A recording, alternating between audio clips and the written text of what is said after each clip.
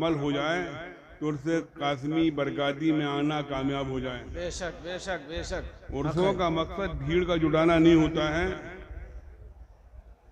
ये मकसद होता है कि आप यहाँ से जाएं तो कुछ पैगाम लेकर जाएं। तो आप ये बात अच्छी तरह जानते हैं, जब भी ये उर्से जाते होंगे तो कोई पैगाम लेकर जाते होंगे। मोहब्बत के साथ रहिए, इख्तिलाफ को ख़त्म कीजिए, तकरीबकारी को ख़त्म कीजिए, आपस में मिलजुल कर रहिए, सुन्नियत पर कायम रहिए। एक बात और सुनिए, आप शादी में जाते हैं ना, शादी में तो शादी में जब खाना वाना होता है तो एक लिफाफा भी ले जाते हैं, नहीं ले जाते आप लोग? बोलो, ले जाते हो? लिफाफे में पैसे होते ना। इसी तरह अगर आपका कोई गरीब रिश्तेदार बीमार हो जाए तो उसे भी कोई लिफाफा देकर आया करिएगा। सुभान अल्लाह सुभान अल्लाह। उस गरीब रिश्तेदार को उस वक्त पैसे की जरूरत होती है, आपकी मोहब्बत की जरूरत हुआ करती है, तो मोहब्बत के साथ पैसा भी दे के आया करिए, खाली मोहब्बत दे के मत आ जाया करिए। उसे जरूरत होती है पैसे की, गरीब रिश्तेदार की बात हो रही है, तो उसके लिए लिफाफे ले जाया करिए, उसे पैसे दे के जाया करिए, उसके लिए कुछ फ्रूट ले जाया करिए, उससे मोहब्बत की बोला करिए। इंशाअल्लाह ताला फिर आपको रिश्तेदार जब सेहतयाब हो जाएगा तो आपके लिए दुआएं करेगा। ये शादी और ब्याह में अपने खाने के अंदाज को सही करिए। उस दिन एक शादी थी, मैं गया शादी में तो देखकर इतना अफसोस हुआ, जितना खाना टेबल के ऊपर था उससे ज्यादा खाना टेबल के नीचे था। ये बात मैं आपको पिछली बार भी बता चुका हूँ, लेकिन शायद भूल गया हूँ। एक तो गोश्त हो नहीं रहा, बड़ी मुश्किल से मिल रहा है। हर महाराज शरीफ में तो हो रहा है, अल्हम्दुलिल्लाह महाराज शरीफ में तो हो रहा है, लेकिन अब जहां से आ रहा है बरेली से आ रहा है जी, सही गंज में आ रहा है, पटियाली में आ रहा है, सहावर में आ रहा है, जहां भी आ रहा है, बरेली शरीफ आ रहा है। हम तो माशाल्लाह महाराजा में हो रहा है।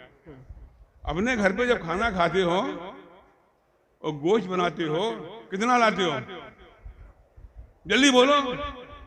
आधी किलो, 1 किलो? सुबह को खा के शाम में आलू डाल के खा लेते हो, सब्जी डाल के खा लेते हो, और बचता है तो सुबह नाश्ते में खाते हो। और जब बारात में जाते हो तो ये लगता है कि बस जो हुक्म नमाज के लिए है वो खाने के लिए लगता है कि आखिरी खाना है। आपकी प्लेटों में इतना गोश्त होता है, अगर कहीं से किसी ने फ्राई और कबाब कर दिए तो बेचारे की मट्टी खराब हो जाती है। बुढ़े बुढ़े एक एक प्लेट में 8-8 कबाब भी घूम रहे हैं। ये काम की बातें हैं। सही है। अब 2 खा रहा है, 6 टेबल के नीचे डाल रहा है। अरे भैया, जो बोएगा वही काटेगा। आज तूने इसके घर में ये किया है, कल तुम्हारे घर शादी होगी तो ये करेगा। तो जितनी भूख हुआ करे, जितनी जरूरत हुआ करे, प्लेट में उतना खाना निकाला करो जैसे अपने घर पे खाते हो। आपने देखा होगा, अगर फ्राई होती है तो धींगा मुश्ती होती है, कभी कुर्ता फट रहा है, कभी चप्पल टूट रही है, कभी धक्का मुक्की हो रही है, कभी गाली गलौज हो रही है। अगर मुर्गे की टांग नहीं मिली, अब एक मुर्गे में 2 टांगे तो होंगी, 20 टांगे थोड़ी होंगी। जो टटोल रहा है टांग टटोल रहा है। अरे ये बातें नहीं बताने की है। ये खाना जो बर्बाद हो रहा है, कसम खुदा की, मुसलमानों की शादियों में इतना खाना बर्बाद होता है हजरत, अगर पूरे खाने को मिला दिया जाए साल भर की शादी का तो हिंदुस्तान 15 दिन खाना खा सकता है। इतना खाना बर्बाद होता है। मुर्गे में ध्यान रखना, 2 टांगे होती हैं। बेइज्जती मत किया करो, बेइज्जती मत किया करो। जो बेइज्जती करने पे तुल जाते हो खाना। लड़की के माँ बाप, एक तो लड़की के माँ बाप को खाना देना कोई जरूरी नहीं है। तो ऐसा जरूरी है क्या? बारात का खाना क्या देना जरूरी है हजरत? नहीं है ना। बारात का खाना भी जबरदस्ती लेते हैं, वो भी फरमाइश होती है, मुर्गा कर दीजिए, कबाब कर लीजिए, तला हुआ कर लीजिए। उसने कर लिया, उसका दिल धड़कता ही रहता है। दिल तो धड़कना भी चाहिए, धड़कना बंद कर देगा तो फिर दरगाह में दिल धड़कता रहता है कि खाना कम ना पड़ जाए। खाना कम बनता नहीं है, हम लोग खाना कम कर देते हैं। सही है। अब जाके देखना टेबलों के नीचे कितना खाना बर्बाद करते हो।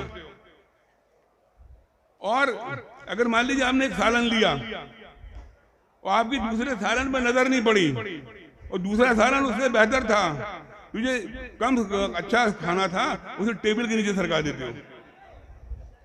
उसे अबे सुन लो भैया सुन लो, फिर तुम्हें कोई सुनाने वाला ना मिलेगा, फिर तो मांगने वाले मिलेंगे।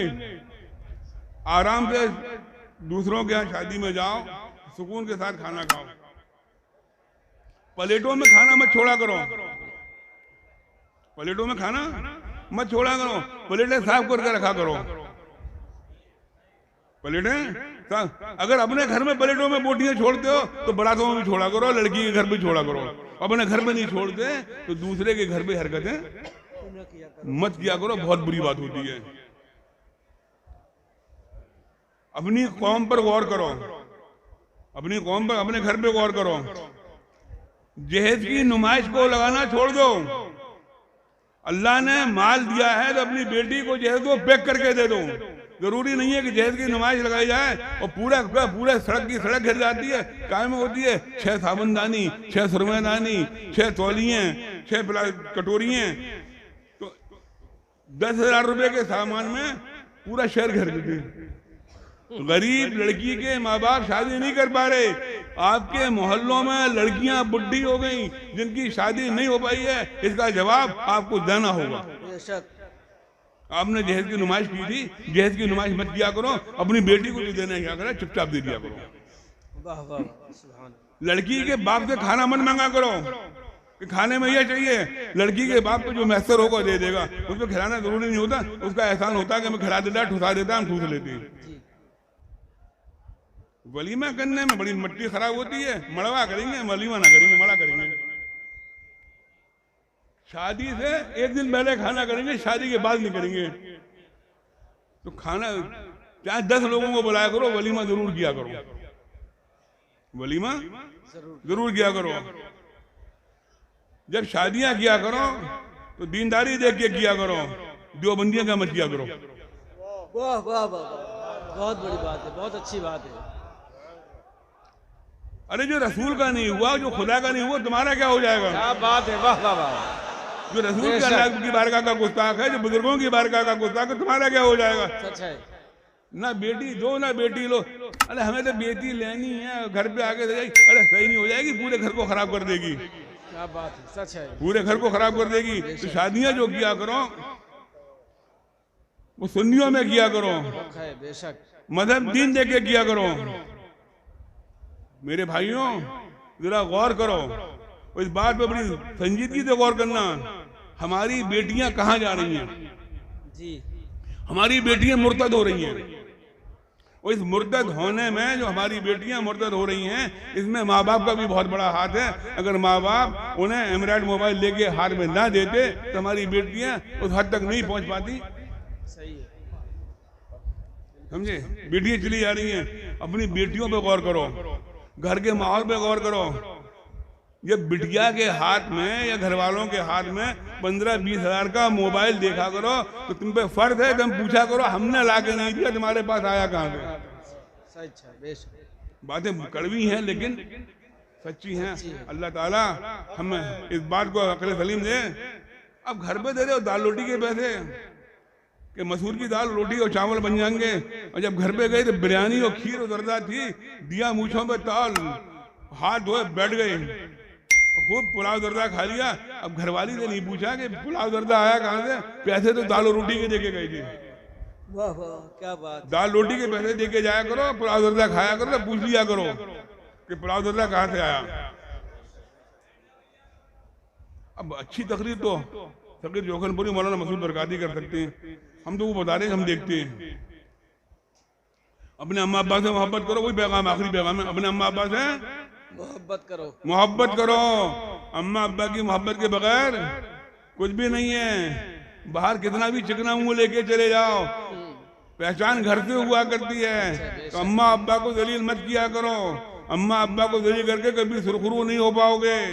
और जब दुआएं करानी हुआ करें तो अमीन मिल्लत से पहले, अमान मिल्लत से पहले अपनी वालिदा और वालिद से दुआएं करा करो कि हमारे हक में दुआएं कर दें, उनकी दुआएं होंगी तो इनकी दुआएं जो कबूल हो जाएंगी। वाह वाह वाह, सुभान अल्लाह, सुभान अल्लाह। अम्मा अब्बा से दुआ के लिए नहीं कहते, कोई नहीं कहता होगा, फॉर्मेलिटी दुआ कर दीजिएगा। अम्मा अब्बा से दुआओं के लिए क्या करो, अल्लाह आपको सलामत रखे, खुश रखे।